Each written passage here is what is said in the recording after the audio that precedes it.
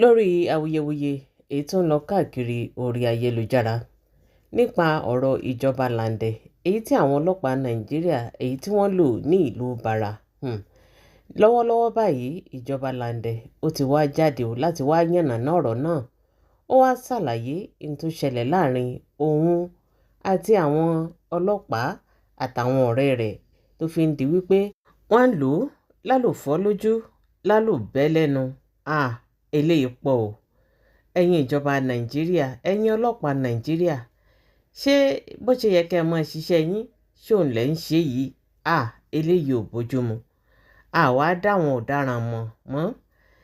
Yàtọ̀ sí àwọn tí wọ́n pera wọn ní àwọn ọlọ́pàá yìí. Ṣé bí àwọn ọ̀daràn òun la gbọ́ wípé tí wọ́n bá ti dá àwọn èèyàn dúró, wọ́n ò gba gbogbo ohun tó wà lọ́wọ́ wọn. Ṣùgbọ́n èyí tí a wá gbọ́ tí Lande sọ pé àwọn ọlọ́pàá ṣe fún òun yìí, ó jẹ́ nǹkan tí ó yà wá lẹ́nu.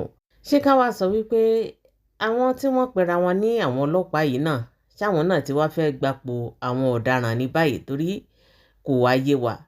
Nígbà tí gbogbo ẹ̀ bá wá ń lọ báyìí tó wá ń di wípé àwọn èèyàn ń dá wọn dúró nígbà tí wọ́n bá ń lọ lójú ọ̀nà.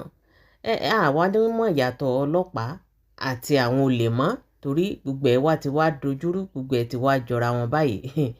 Ẹ jẹ́ ká gbọ́ nǹkan tí ìjọba Lande wí nínú fídíò yìí. Good day, everyone. First of all, I want to appreciate everyone. I want to talk about my video that's circulating online. And some people think it's a prank because of my job, which is understandable. And it is not a prank. It is a reality video. And the incident happened between me and Nigeria police. About 11:40 p.m. yesterday, I went to filling station, total filling station, before Abramade Sanyak, opposite of total filling station. My guy go buy the fuel, come. And me and that my brother, we are inside the car when we see one Korope with no number. They park in front our car and Eruti Etibami, because as they want to say Sokale no moto, I think they are kidnapper, because I just come back from UK 6 days ago, and that my brother is with me. It's a US base, and we are inside moto kiloruko kain Range Vela. We are inside Range Vela. So as I see the people as they come up with gun, I think say kidnapper money wala today. Me, I just come back. The things made them notice say I carry better money, come back home. That's why they want to kidnap me. But when they're close to us, I see say they are police officer, and they ask us to wind down, which is we do that. We wind down, then command us to calm down. We calm down. They even search me. They search me, nothing. And they tell my brother that's with me, say, he should go and open boot. He open boot. They search the boot. They don't see anything. So they try to search my brother. My brother now ask them, say, sir, what really happened? Why are you searching me without my consent? So the commander of them say, I said you should search him.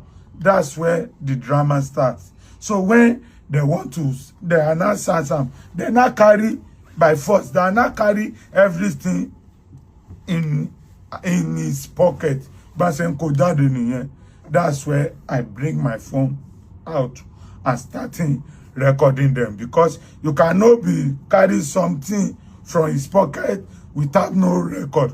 Come and pay in Kabani Mumu, lower and Kabani. So when I starting record, that's when the one that's leading them say, so you are really recording them. That's why he first give me blow for mouth. No GG. Bah! As why waiting I do? Now so there be 6 in number. Now so they rover do me. They drag the phone. So as they fight, that they drag me, as they make sure at the camera everything. So later they collect the phone from me. they enter their motor. And they pack everything inside my brother pocket. Also, they only leave 500 naira, 200 naira àtàwọn kini elabi kina pe kini yen wọ́n filẹ̀ and they wọnú mọ́tò. As they enter their vehicle and their uniform, there's no name there. That we can identify them. And when they come, they want to search. So I say, from which police station? They no tell us. Now, when they want to leave, I say, okay, you cannot carry my phone, they go. Carry us, go to your police station. They reviews. They enter their motor, they are running go. So my brother too, we enter our motor, we are pursue them. As we reach Abraham Adesanya Johnson, we see a set of police officer too, like 6 officer too, they do stop assaults. And these police that rob us, they park their car behind those police that are doing stop assaults. So as I see those police that are doing stop assaults, I happy. So I rush come down from our vehicle and rush go to meet them, say, thank God, oh, police, see, please, this police, they just arrest us for front of Total Filling Station, yes. And they don't collect my phone and my brother money. And they carry my brother money, $1,200. I told those police, as those police see them now, they say, you don't get sense, you are mad. As you go and arrest my oga, I was like, I said, please, my phone and my money is with them. They say, I better get out of here. That's when all those police now come down back. They now come down from their car again. That's where they're now starting beating me. Or they are 6 in number. They're beating me in the front of other police. So when they're beating me, so they now go. They carry my phone and the money go. So from there, we now go to Aja police station.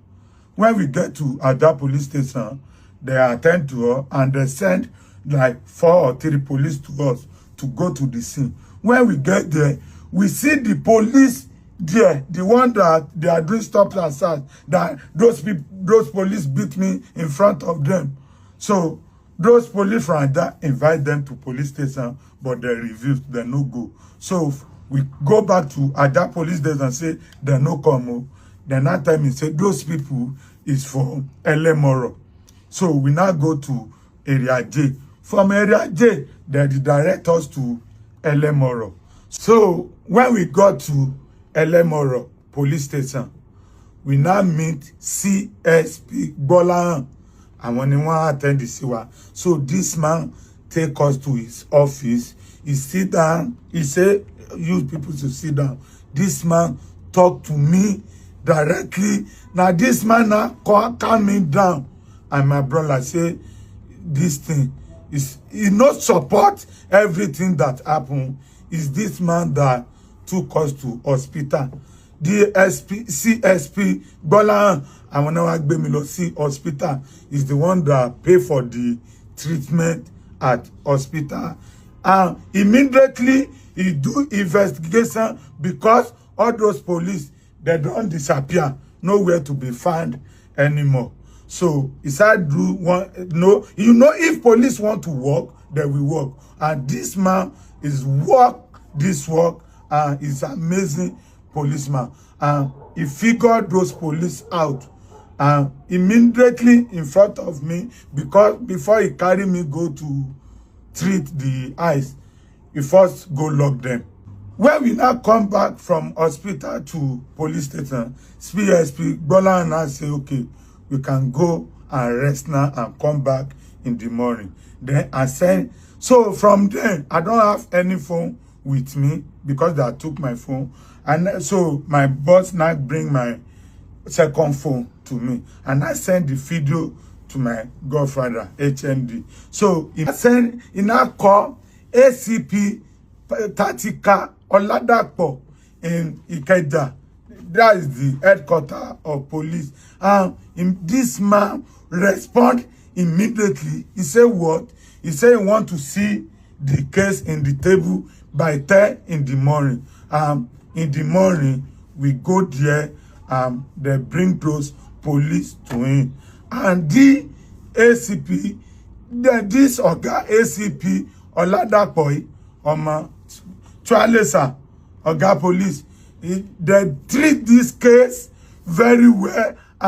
It's very amazing. I want to thank PPRO Police Officer of Lagos State, Obìnrin SP Abimbola.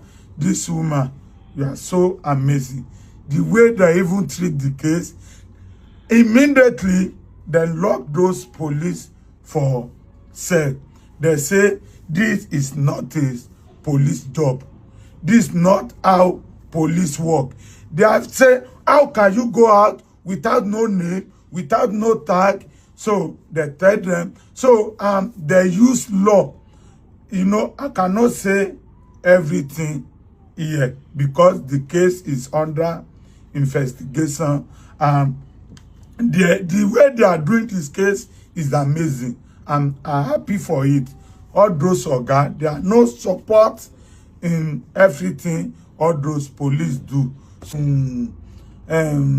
CSP Golan, CSP Golan, ACP Tactical Oladapo, ACP Tactical Oladapo, and SP Abimbola PRO. They are doing amazing in the case. So that's why if you see that I removed the video from my page, I remove it because a lot of people are querying me, say, why you remove the video? Say, is it a skit? It's not a skit. It's because the case is under investigation, and the way they are doing the case is a lovely. I love it. That's why I removed the post for now. Thank you so much. I want to use this opportunity to thank all my fans all over the world. I really appreciate you. It's not a see. You can see it, my mouth and my body, but they treat me and they give me some drug. So I'm getting better. Thank you so much. ASP Bola, I really appreciate you for your concern, for your good job. Okay, SP Abimbola, PRO Police Officer, Lagos State. I really appreciate you. ACP Oladapo for Lagos State. I really appreciate you for a good job. Thank you so much, sir. I really appreciate more. Yeah, and all the bloggers that post it too, I don't want to mention them. Thank you so much. I really appreciate. God bless you. Much love. Thank you.